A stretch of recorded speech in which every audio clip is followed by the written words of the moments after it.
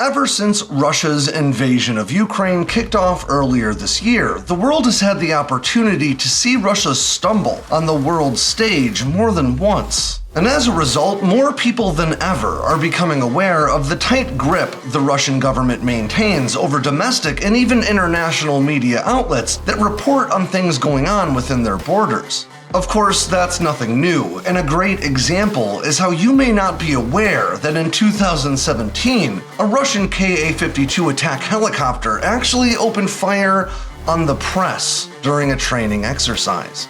Let's dive into the 2017 Zapad incident. I'm Alex Hollings, and this is a Sandbox News special report.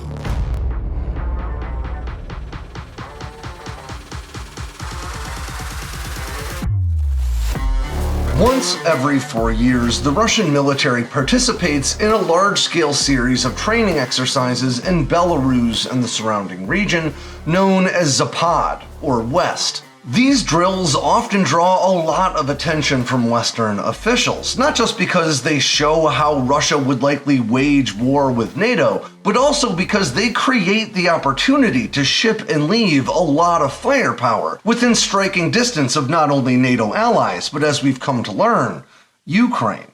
For its part, the Kremlin seems to be aware that these drills make the West nervous, and they seem to go out of their way to make it worse. Russia and NATO forces have a standing agreement where they'll notify one another of large-scale training exercises that happen close to the opposing party's territory, and they'll even disclose the number of troops that are going to participate. Russia, however, often underreports the number of troops participating in these Zapad war games by a wide margin. In 2013, for instance, Russian officials notified NATO that they'd be sending some 13,000 troops to the area. However, once the Zapad drills actually commenced, NATO satellite imaging showed that more than 90,000 troops had actually been sent to the border, prompting concerns that these drills were nothing more than cover for a massive buildup of forces on NATO's eastern flank. And of course, those concerns proved to be pretty viable, seeing as that's exactly what Russian forces did leading up to the invasion of Ukraine earlier this year. In the weeks leading up to Zapad exercises, these concerns tend to draw the lion's share of media attention. And I remember covering Zapad in 2017, and it being no different. NATO officials believed at the time that this year's Zapad would probably draw more troops than ever, but it ultimately didn't. But reports soon started to emerge about Russian forces using electronic warfare systems to jam communications in the Baltics and the nations closest to the drills, and that made enough people nervous to really draw the lion's share of media coverage. Any coverage not tied to that jamming concern was largely tied to the fact that it's widely believed Russian forces utilized equipment that they left in the region in that 2013 Zapad to aid in their annexation of Crimea in 2014. And as a result, lots of people were wondering if Russia would once again leave heavy equipment in Belarus and other areas to benefit a future offensive in the region, which we now have seen come to pass. As a result of all this, a lot of stories about what Russia really was doing got lost amid a sea of headlines about concerns about what Russia might do next. And one of the most interesting stories to nearly get lost in that flood involved a Russian Ka-52 attack helicopter opening fire on a crowd of spectators and journalists that were there to watch the training take place. The incident occurred on September 18, 2017, and almost immediately stories about it began to emerge online.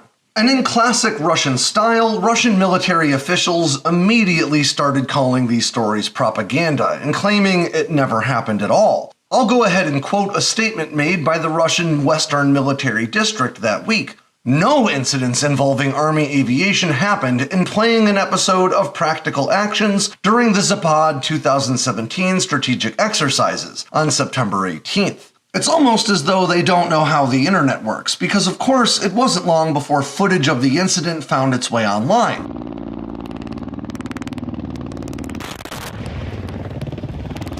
Alongside first-hand accounts from people who were there, reported initially by independent news outlets inside Russia. Based on those reports and what we can see in the footage, including footage later released from inside the cockpit of the helicopter itself, it appears the journalists were fired on by the Ka-52's S-8 rockets. And just to be clear, it doesn't appear as though the attack was intentional. It seems much more likely that it was the result of confusion between the pilot and the local command elements. The pilot should have been well aware of where the journalists were in order to keep them safe, but we'll never know for sure whether or not that was clearly communicated to him. With footage of the incident now online, even Kremlin-owned media outlets couldn't pretend it didn't happen. So they finally corroborated earlier reporting and even updated it to show that a third person had been seriously injured. According to subsequent Russian statements, the helicopter was supposed to engage a target some 500 meters to the journalists' left when, quote, some kind of short circuit forced the rockets to fire without receiving any command input from the pilot. Of course, that seems pretty unlikely. If Russian ordnance were just firing at random, that would be a much more significant problem for the Russian military than one pilot with an itchy trigger finger. But it appears they would rather blame their equipment than acknowledge making a mistake. Of course, this would be far from the first or last friendly fire incident for Russian forces, in training exercises or combat operations, for that matter. It is important to understand that friendly fire is a concern for literally every military on the planet. But Russia has had some notable incidents in recent years. In 2015, for instance, a Russian MiG-31 shot down another Russian MiG-31 with an R-33 long-range air-to-air missile, in a training exercise that was held near the Mongolian border. Just as in 2017, the Russian military immediately set about covering this incident up, but reports did eventually emerge 2 years later, in 2017. In 2020, a Russian Su-35S participating in a training exercise also accidentally shot down another Russian aircraft, this time a Su-30, when it opened fire on it with its 30mm cannon in a training dogfight, because the aircraft had unintentionally been loaded with live rounds.